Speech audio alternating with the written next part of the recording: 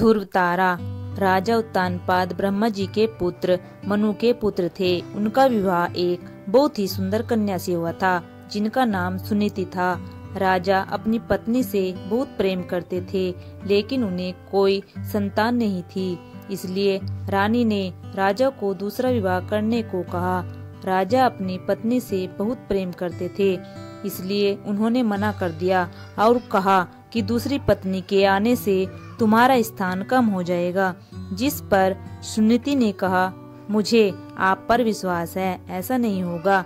राजा को सुनीति की हट माननी पड़ी और उन्होंने दूसरा विवाह कर लिया। उनकी दूसरी पत्नी का नाम सुरुचि था। विवाह के बाद जब सुरुचि महल आई तब उसे राजा की पहली पत्नी के बारे में पता चला। यह जानने के बाद सुरुचि ने उत्तानपाद से कहा, जब तक आपकी पहली पत्नी वन प्रस्थान नहीं करेगी वो महल में प्रवेश नहीं करेगी। यह सुनकर सुनीति स्वयं ही राजमहल त्याग कर वन में रहने चली गई। कुछ समय बाद राजा शिकार के लिए वन में जाते हैं और घायल हो जाते हैं। यह बात जब सुनीति को पता चलती है तो वो राजा को अपनी कुटिया में लाकर उनका उपचार करती है। राजा कई दिनों तक अपनी पहली पत्नी के साथ रहते हैं।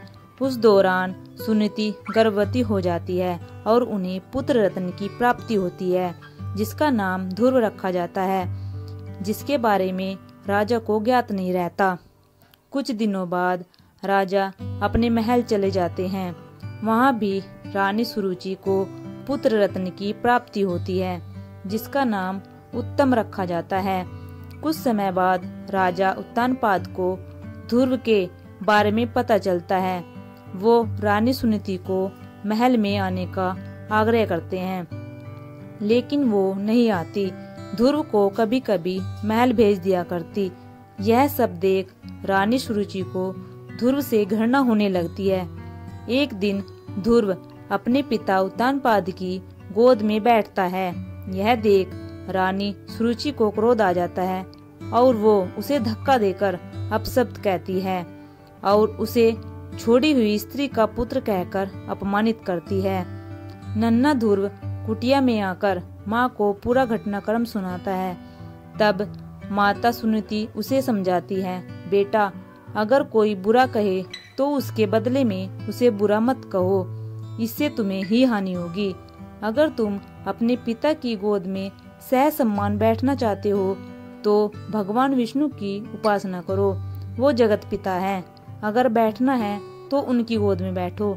बालक ध्रुव के मन में यह बात बैठ जाती है और वह यही भाव लिए यमुना तट पर नहाने जाता है। वहाँ उसकी मनोदशा जानकर नारद मुनि आते हैं और वो ध्रुव को भगवान की भक्ति की विधि बताते हैं, जिसे जानने के बाद ध्रुव कठोर तपस्या में लीन हो जाता है। कई महीनों तक खड़े होकर तपस्या करता है।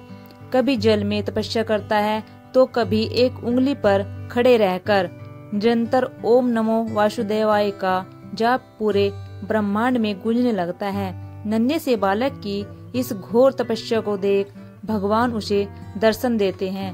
बालक ध्रुव भाव विभोर हो उठता है और कहता है, मुझे माता पिता की गोद में बैठने नहीं देती। मेरी माँ कहती है कि आप इस सृष्टि के पिता हैं, अतः मुझे आपकी गोद में बैठना है। भगवान उसकी इच्छा पूरी करते हैं और उसे तारा बनने का आशीर्वाद देते हैं, जो कि सप्त ऋषियों से भी ज्यादा श्रेष्ठ होगा। उस दिन से आज तक आसमान में उत्तर दिशा की ओर ध्रुव तारा चमक रहा है। सो थैंक्स दोस्तों। ध्रुव तारे की कहानी आपको कैसी लगी कमेंट में जरूर बताइएगा और चैनल को सब्सक्राइब, लाइक, शेयर करना मत भूलिएगा।